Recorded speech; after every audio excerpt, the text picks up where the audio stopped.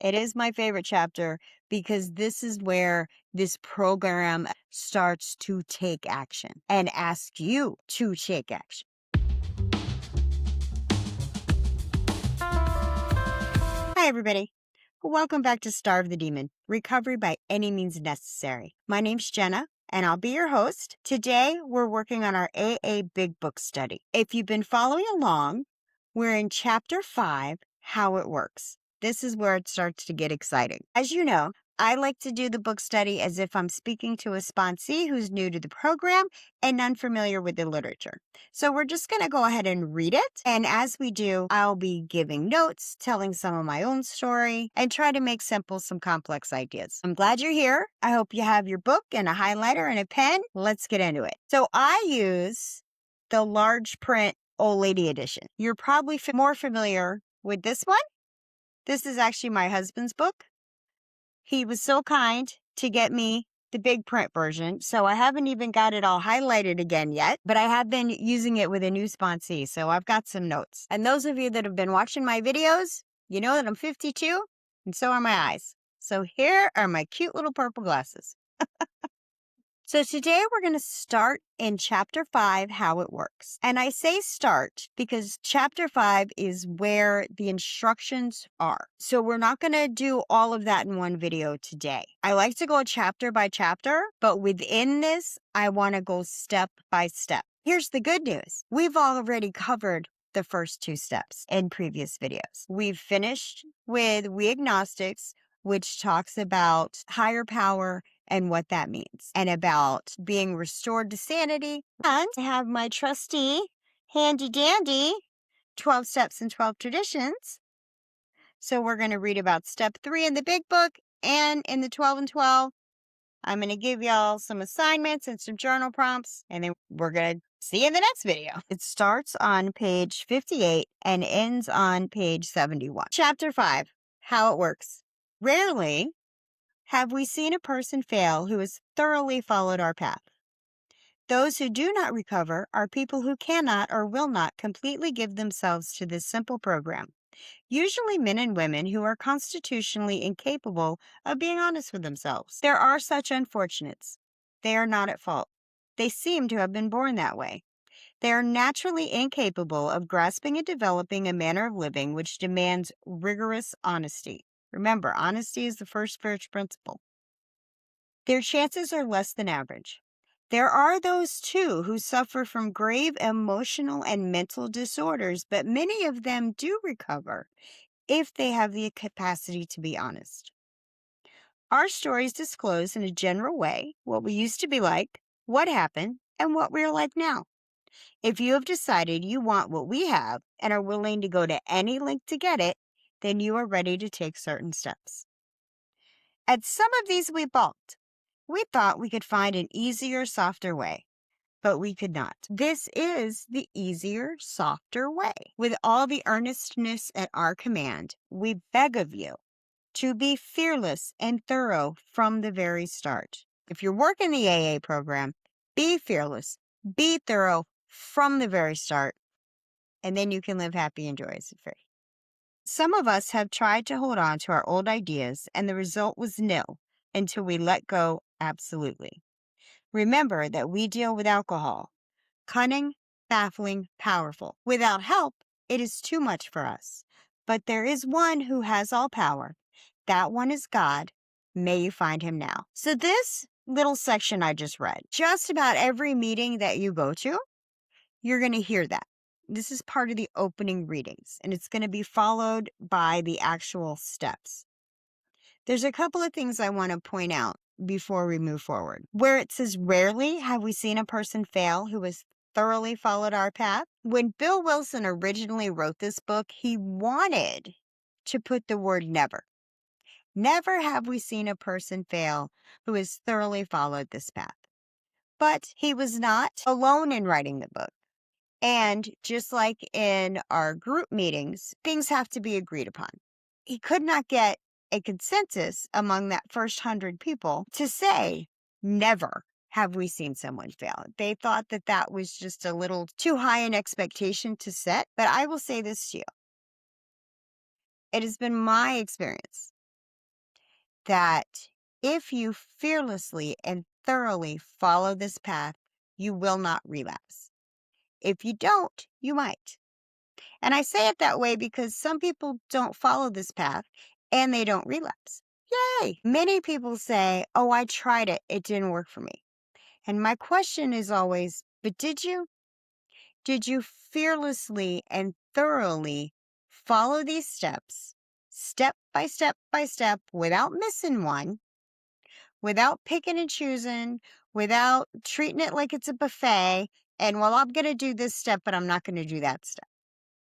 More times than not, if the steps didn't work, it's because they weren't worked properly. They weren't worked fearlessly and thoroughly. That can happen for any number of reasons, and I'm not trying to throw shade on anybody that found the steps didn't work for them. And I'm not saying that they don't have legitimate reasons, and I'm not questioning that. There was some part of the program that they, for whatever reason, would not do. One of those reasons, and we talked about this in the agnostics chapter, people have an aversion to the idea of religion. And we will tell you 8 ways from Sunday that this is a spiritual, not religious program. And then what did I just say?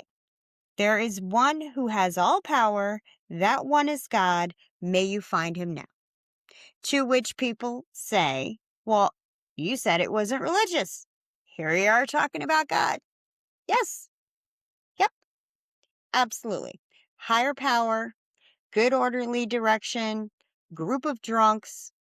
What AA does not do is tell you you have to follow a particular religion to work this path. You have to be a Christian. You have to be a Muslim.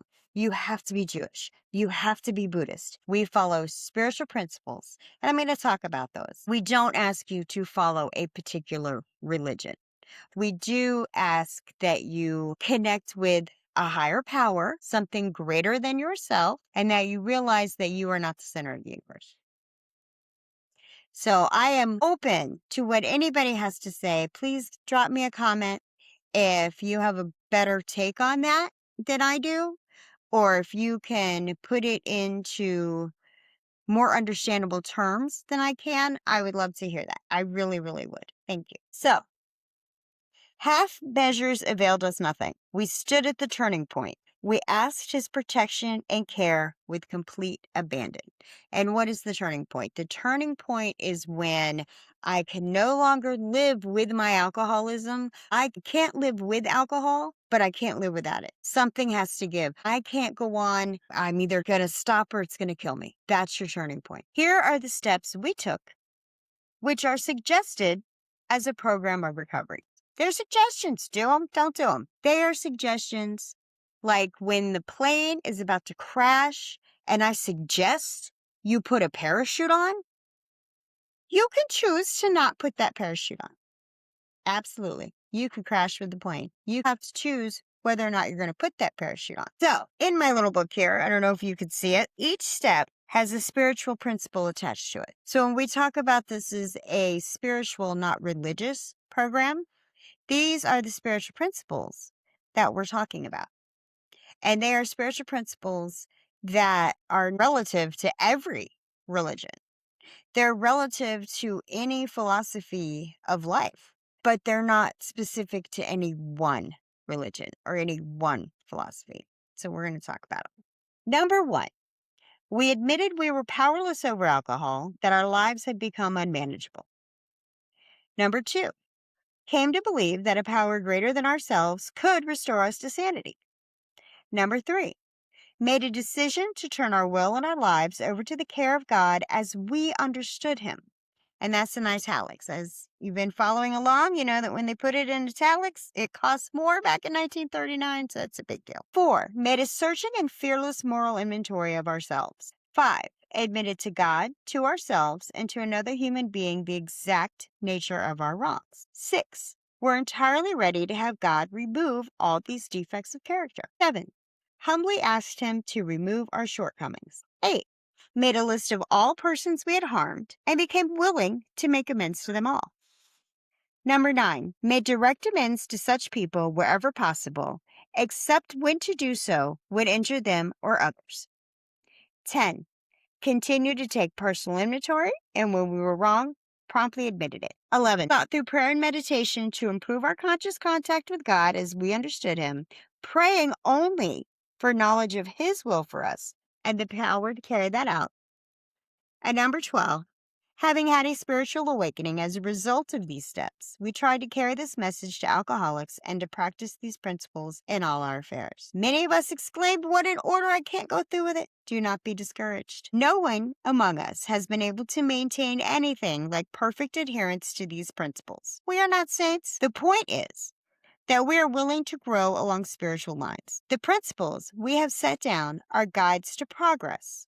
We claim spiritual progress rather than spiritual perfection. Our description of the alcoholic, the chapter to the agnostic, and our personal adventures before and after make clear 3 pertinent ideas. A, that we were alcoholic and could not manage our own lives. B, that probably no human power could have relieved our alcoholism.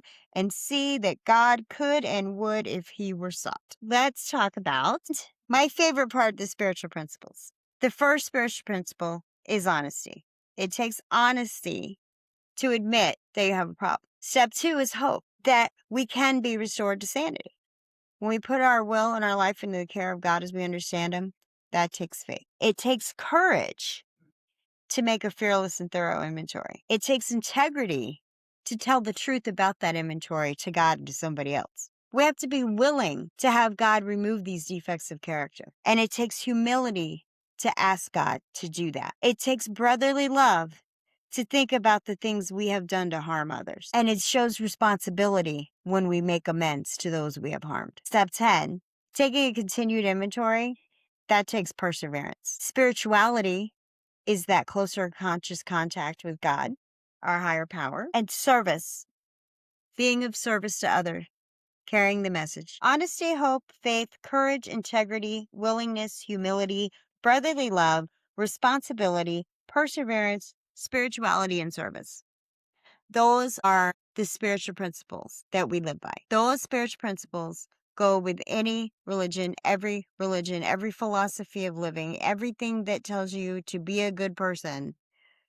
You don't have to have a God for that. You don't have to have a preacher for that. You don't have to read the Bible for that. We're now at the middle of page 60. So at this point, you have admitted that you have a problem. You have come to believe that there is a higher power that can restore you to sanity. That's where we are right now. Being convinced that we were alcoholic and could not manage our own lives, that probably no human power could have relieved our alcoholism, and that God could and would if He were sought. Being convinced of those things, we were at step 3, which is that we decided to turn our will and our life over to God as we understood Him. Just what do we mean by that? And just what do we do? Your will is how you think.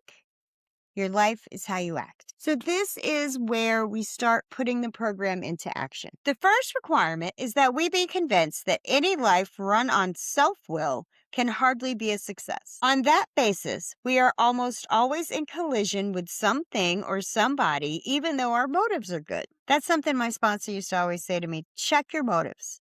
Why are you doing what you're doing? Why are you saying what you're saying? Most people try to live by self-propulsion.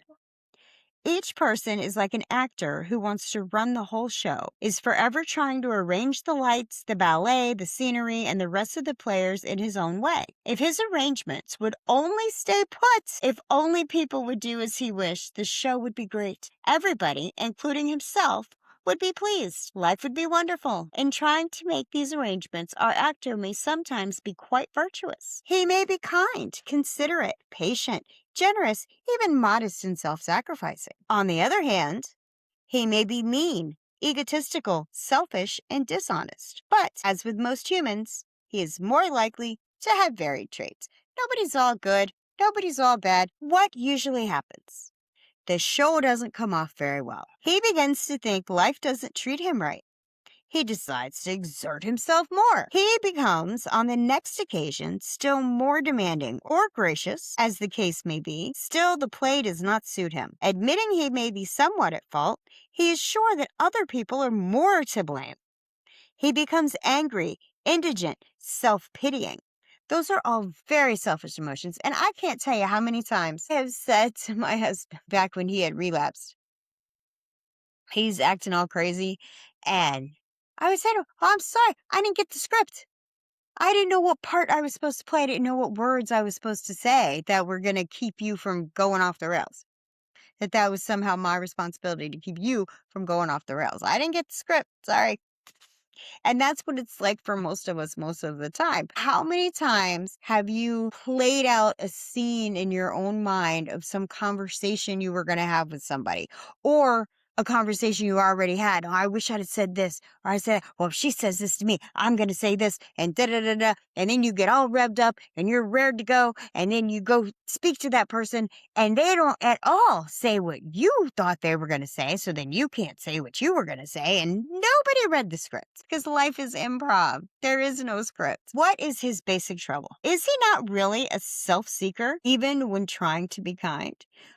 Check your motivation. Are you being kind to be kind? Or are you being kind because you're trying to get something back? Is he not a victim of the delusion that he can wrest satisfaction and happiness out of this world if he only manages well? Is it not evident to all the rest of the players that these are the things he wants? And do not his actions make each of them wish to retaliate, snatching all they can get out of the show? Is he not, even in his best moments, a producer of confusion rather than harmony? Our actor is self-centered, egocentric, as people like to call it nowadays. Back in 1939. He is like the retired businessman who lolls in the Florida sunshine in the winter, complaining the sad state of the nation. The minister who sighs over the sins of the 20th century. Politicians and reformers who are sure all would be utopia if the rest of the world would only behave. The outlaw safecracker who thinks society has wronged him, and the alcoholic who has lost all and is locked up. Whatever our protestations, are not most of us concerned with ourselves, our resentment, our self-pity? Selfish, selfish, selfish. Selfishness, self-centeredness, that we think is the root of our troubles. Driven by 100 forms of fear, self-delusion, self-seeking, and self-pity, we step on the toes of our fellows and they retaliate. Sometimes they hurt us, seemingly without provocation. But we invariably find that at some time in the past, we have made decisions based on self, which later placed us in a position to be hurt. So our troubles, we think, are basically of our own making.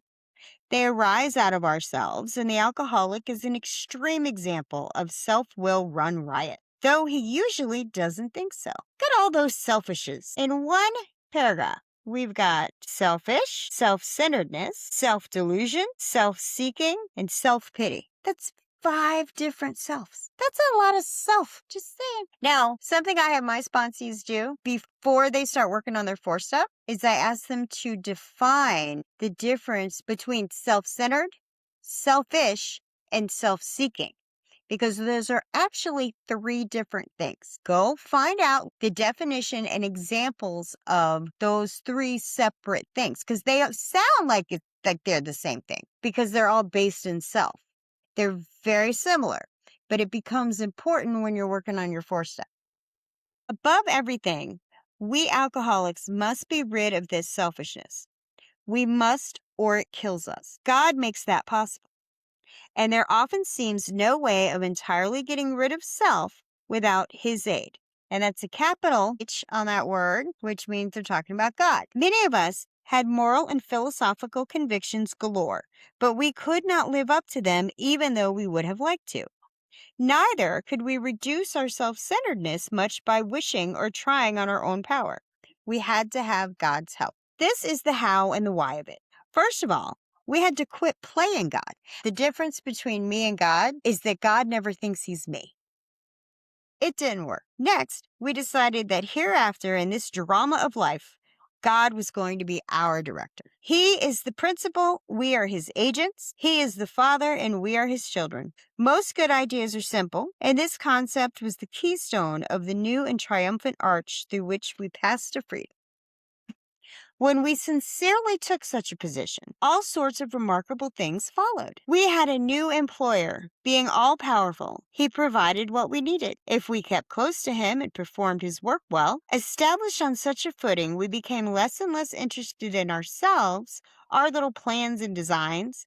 More and more, we became interested in seeing what we could contribute to life. As we felt new power flow in, as we enjoyed peace of mind, as we discovered we could face life successfully, as we became conscious of His presence, and we began to lose our fear of today, tomorrow, and the hereafter.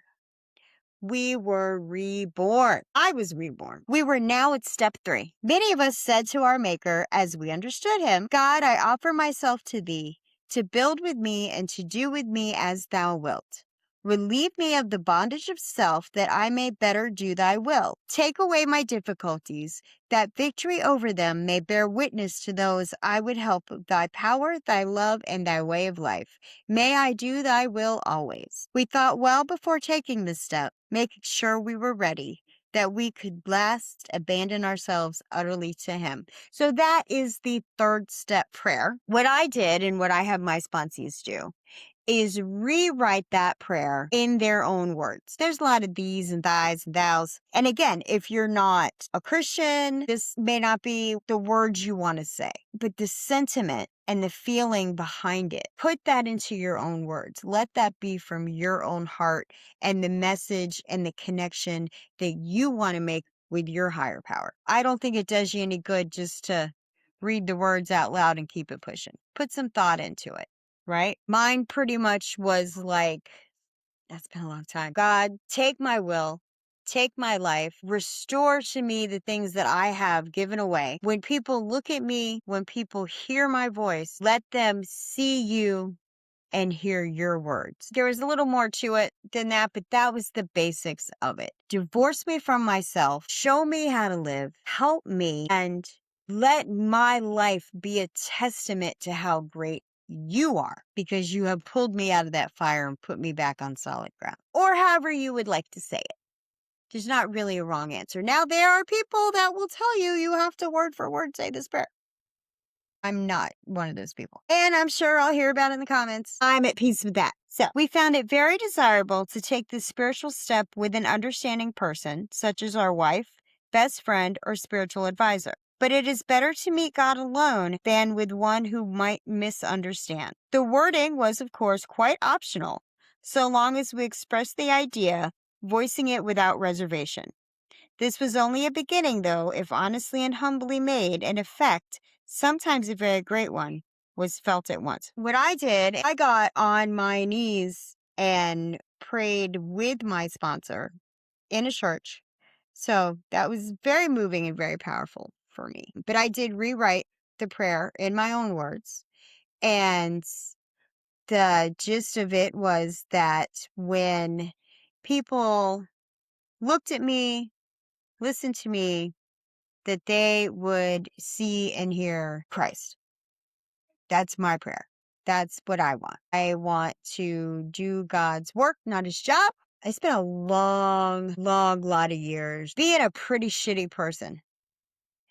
And I want to spend the rest of my years being a good person and being worthy of whatever positive things that might come, and kind of just making up for the life I was leading 45 years until I got sober. It means a lot to me, and it meant a lot to me. So that's my recommendation. Rewrite this prayer in your own words. When you feel it. Don't rush. Don't feel like you got to check a box, because that's not working the program fearlessly and thoroughly. That's just checking boxes. That's not going to get you anywhere. Next, we launched out on a course of vigorous action. That is going to be step 4. That starts on page 63, and I'm going to make that its own video. So now we're going to pull out the 12 and 12. Yay! Page 34. Step 3. Made a decision to turn our will and our lives over to the care of God as we understood Him. The spiritual principle is faith. Practicing step 3 is like the opening of a door, which to all appearances is still closed and locked. All we need is a key. and the decision to swing the door open. There is only one key, and it is called willingness. Once unlocked by willingness, the door opens almost of itself. And looking through it, we shall see a pathway beside which is an inscription. It reads, "This is the way to a faith that works." In the first two steps, we were engaged in reflection.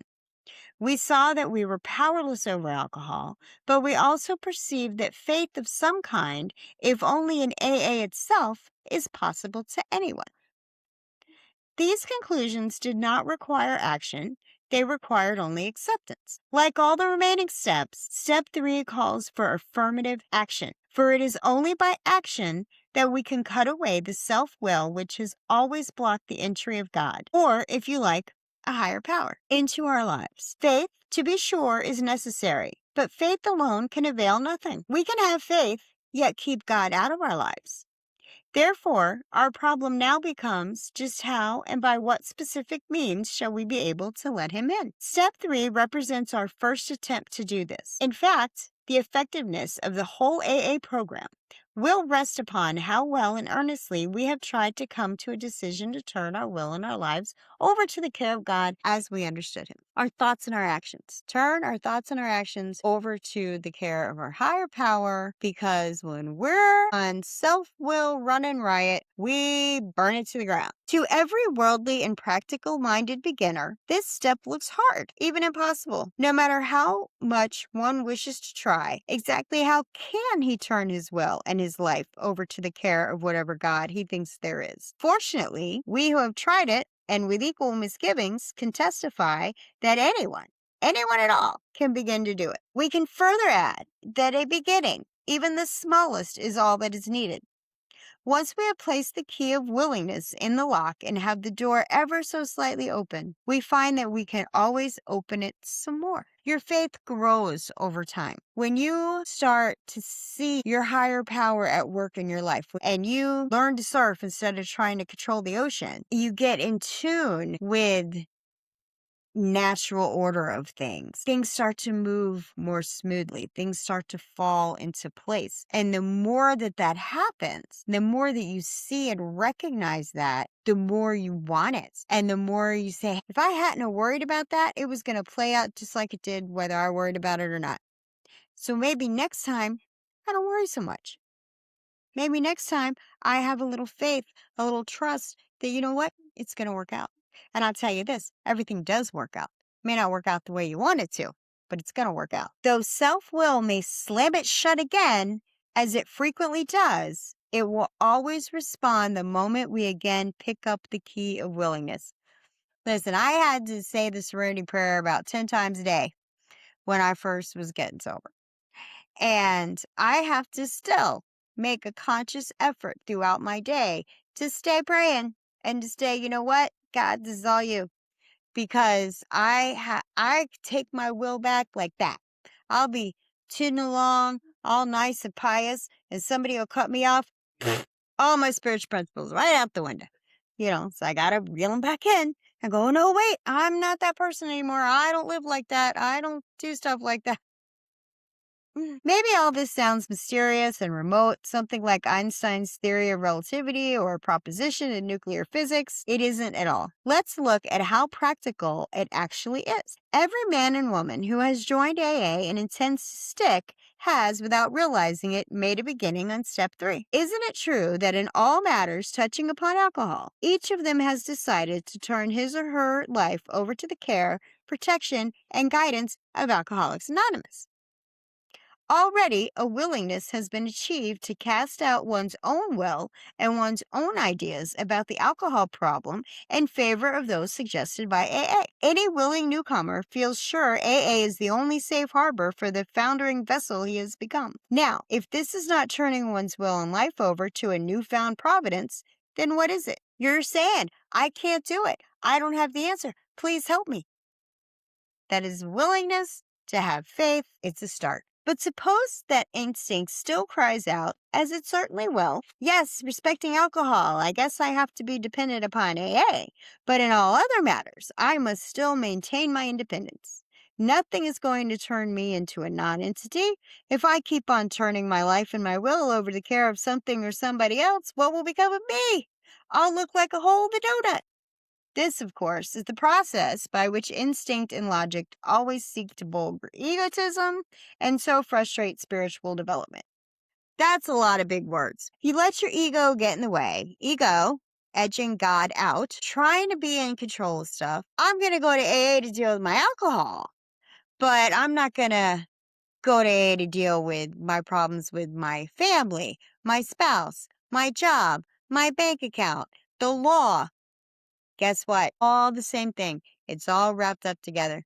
And in step 1, we admitted that we were powerless over alcohol and our lives were unmanageable because of that. In step 3, we recognize that we are powerless over everything else. So we can kick and scream, and we can be mad that the sky is blue and the grass is green, and we can want sky to be purple and be mad about it.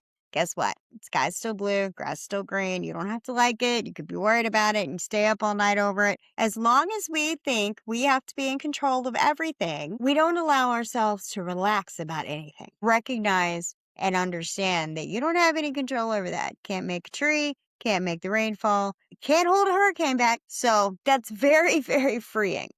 Exert my energy where I can affect change. And that means that most things in life fall into this great big category called not my problem. There's nothing I can do about it, so there's nothing for me to worry about. If I don't make the rule, I don't break the rule. Keep it simple. I didn't used to know that. I used to think everything was my problem, and I had to have my little hand in everything, and nothing was going to work right if I wasn't a part of it. The trouble is that this kind of thinking takes no real account of the facts, and the facts seem to be these. The more we become willing to depend on a higher power, the more independent we actually are. Therefore, dependence, as AA practices it, is really a means of gaining true independence of the spirit. We surrender to win. We surrender, we quit fighting. Let's examine for a moment the idea of dependence at the level of everyday living. In this area, it is startling to discover how dependent we really are and how unconscious of that dependence. Every modern house has electric wiring carrying power and light to its interior. We are delighted with this dependence. Our main hope is that nothing will ever cut off the supply of current or the Wi-Fi. They didn't have Wi-Fi back in 1939, but I tell you what, I don't have cable. I only have Wi-Fi and streaming. So if my Wi-Fi goes out, I can't watch TV. By so accepting our dependence upon this marvel of science, we find ourselves more independent personally. Not only are we more independent, we are even more comfortable and secure. Power flows just where it is needed. Silently and surely, electricity, that strange energy so few people understand, meets our simplest daily needs and our most desperate ones too. Ask the polio sufferer confined to an iron lung who depends with complete trust upon a motor to keep the breath of life in him. But the moment our mental or emotional independence is in question, how differently we behave, how persistently we claim the right to decide all by ourselves just what we shall think and just how we shall act. Oh, yes. We'll weigh the pros and cons of every problem. We'll listen politely to those who would advise us, but all the decisions are to be ours alone. Nobody is going to meddle with our personal independence in such matters. Besides, we think, there is no one we can surely. We are certain that our intelligence, backed by willpower, can rightly control our inner lives and guarantee us success in the world we live in. This brave philosophy, wherein each man plays God, sounds good in the speaking, but it still has to meet the acid test. How well does it actually work? One good look in the mirror ought to be answer enough for any alcoholic. Look around your life. It's a cliche. You know, I love cliches, but nobody comes into the meetings because life's going great. Nobody shows up at AA because people got it all together. Something went wrong somewhere. Should his own image in the mirror be too awful to contemplate, and it usually is, he might first take a look at the results normal people are getting from self-sufficiency. Everywhere he sees people filled with anger and fear, society breaking up into warring fragments. Each fragment says to the others, "We are right and you are wrong." Every such pressure group, if it is strong enough, self-righteously imposes its will upon the rest. And everywhere the same thing is being done on an individual basis. The sum of all this mighty effort is less peace and less brotherhood than before. The philosophy of self-sufficiency is not paying off. Plainly enough, it is a bone-crushing juggernaut whose final achievement is ruin. And this was written, listen, this is back in the 40s, and here we are in 2026. And just look around you. Whatever side you're on, there's an opposite side. Whatever it is you think is right, there's a whole other group of people that thinks you're wrong and they're right. That's been happening since the beginning of mankind. It will probably continue until the end of mankind. Therefore, we who are alcoholics can consider ourselves fortunate indeed. Each of us has had his own near-fatal encounter with the juggernaut of self-will and has suffered enough under its weight to be willing to look for something better. So it is by circumstance rather than by any virtue that we have been driven to AA, have admitted defeat, have acquired the rudiments of faith, and now want to make a decision to turn our will and our lives over to a higher power. We realize that the word dependence is as distasteful to many psychiatrists and psychologists as it is to alcoholics. Like our professional friends, we too are aware that there are wrong forms of dependence. We have experienced many of them. No adult man or woman, for example, should be in too much emotional dependence upon a parent. They should have been weaned long before, and if they have not been, they should wake up to the fact. This very form of faulty dependence has caused many a rebellious alcoholic to conclude that dependence of any sort must be intolerably damaging. But dependence upon an AA group or upon a higher power hasn't produced any baleful results. When World War II broke out, this spiritual principle had its first major test. AAs entered the services and were scattered all over the world. Would they be able to take discipline, stand up under fire, and endure the monotony and misery of war? Would the kind of dependence they had learned in AA carry them through? Well, it did. They had even fewer alcoholic lapses or emotional binges than AA's safe at home did. They were just as capable of endurance and valor as any other soldiers. Whether in Alaska or on the Salerno beachhead, their dependence upon a higher power worked. And far from being a weakness, this dependence was their chief source of strength. So how exactly can the willing person continue to turn his will and his life over to the higher power? He made a beginning, we have seen, when he commenced to rely upon AA for the solution of his alcohol problem. By now, though, the chances are that he has become convinced that he has more problems than alcohol, and that some of these refuse to be solved by all the sheer personal determination and courage he can muster. They simply will not budge. They make him desperately unhappy and threaten his newfound sobriety. Our friend is still victimized by remorse and guilt when he thinks of yesterday. Bitterness still overpowers him when he broods upon those he still envies or hates. His financial insecurity worries him sick, and panic takes over when he thinks of all the bridges to safety that alcohol burned behind him. And how shall he ever straighten out that awful jam that cost him the affection of his family and separated him from them? His lone courage and unaided will cannot do it. Surely he must now depend on somebody or something else. At first, that somebody is likely to be his closest AA friend. He relies upon the assurance that his many troubles, now made more acute because he cannot use alcohol to kill the pain, can be solved too.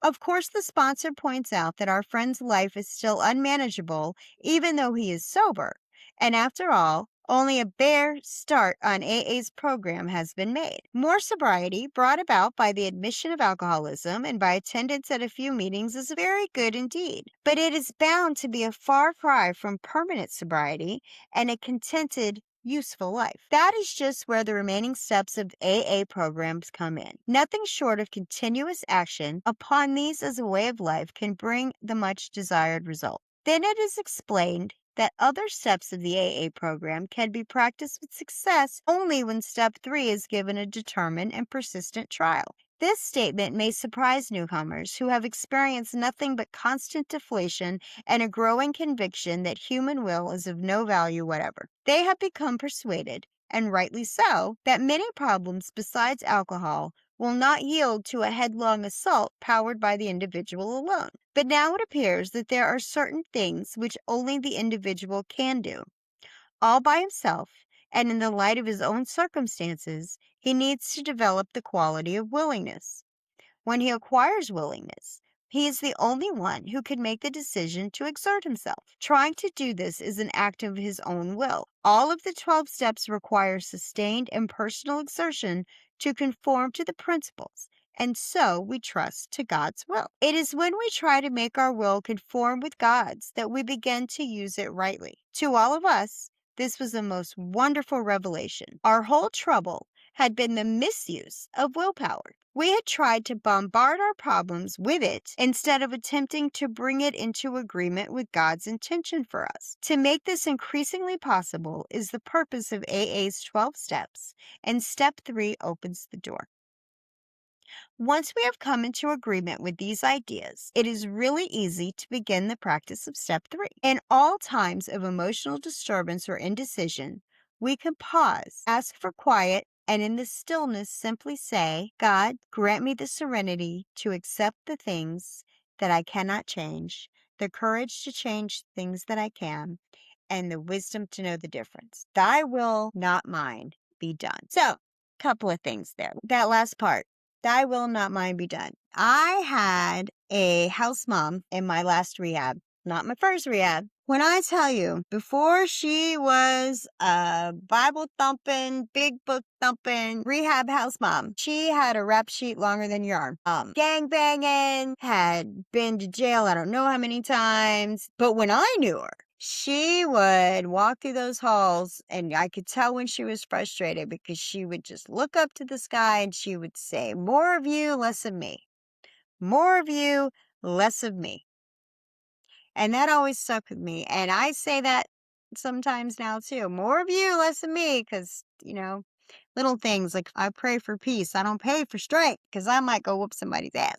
Anyway, assignments, write down the difference between selfishness, self-centeredness, and self-seeking. Define them and come up with an example of each one so that you truly can express to yourself and to your sponsor that you know the difference. And that's going to become important in step 4. Step 3 is about recognizing that we are not the end all be all, that there is a higher power, that we can connect to that higher power, and that we can let things fall into that great big category called not my problem, and everything's still going to work out okay. For journal prompts, ask yourself, where in your life do you feel you're not willing to hand over that control to your higher power? Be honest. Remember, it's spiritual progress, not perfection. Is it your job? Is it your relationship? Is it with your kids, your parents? Where is it that you're like, oh, I just can't trust that God's going to handle that for me? What does my will actually look like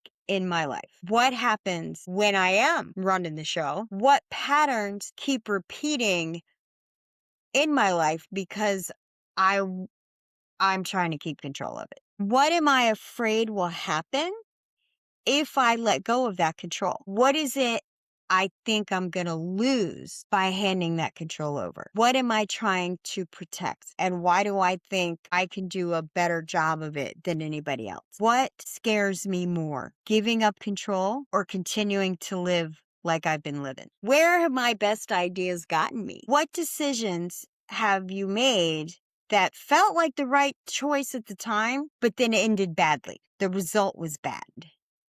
when we say turn our will and our life over to the care of God as we understand Him, what does that mean to you? Not what it meant to me, not what you think it said in the book, not what your sponsor said. What does the care of God mean to you? Just like in step 2, we talked about what is your higher power? What can your higher power do? What can your higher power not do? And what does it mean to be in the care of that higher power? Don't worry about forever. What would it look like if I turn my life over today? Just for today.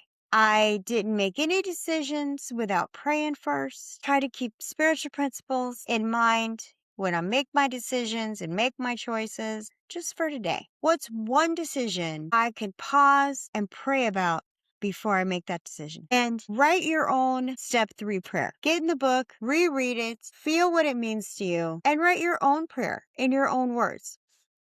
I'm going to give you an example. God, I don't know how to run my life without making a mess of it. I'm willing to stop pretending I do. I offer you my plans, my fears, and my need to control. Show me the next right thing and give me the courage to do it. That's just an example.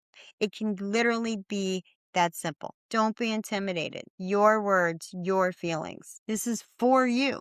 Step 3 isn't about being perfect. It's not about being holy.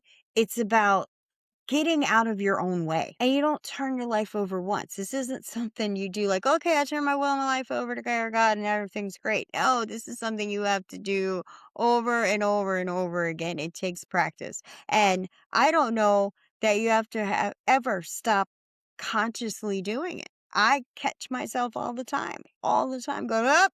You know what? That's not for me to worry about. I'm sorry. Back to you, God. It's okay. Stay praying. Life gets better. It truly does. But you have to let it. You have to let your life get better or it won't. So this is my take on step 3. Next video, we're going to keep moving forward in chapter 5. We're going to move on to step 4. Don't be scared. It's the fun one. It's where the healing really starts. And I've already made some videos. I have a playlist called Understanding the 12 Steps, and I talk a lot about step 4 in there. And also I have a sponsee right now that is going through step 4, and she's allowed me to record some of our conversations. Just so maybe some questions can get answered. Anonymity is the spiritual foundation of all our affairs, and I will not break her anonymity. She's been kind enough to let me record pieces of what we talk about, none of her own private personal stuff, and of course not her face or her voice. So if you're itching to get to the step 4 stuff before that video comes out, I do have other stuff on my channel that is step 4 specifically related. And I'm doing an NA book study as well. I'm a little further along in the NA. Listen, if you like this video, please don't forget to like, comment, share, tell all your friends if you still have any. And please visit my website, starvethedemon.com, pick up some merchandise, buy me a coffee, and all of my playlists are on there. You can find my social media links. Love everybody. Let God sort them out. Keep coming back. I'm going to keep coming back. You guys have a great day. Thanks for coming.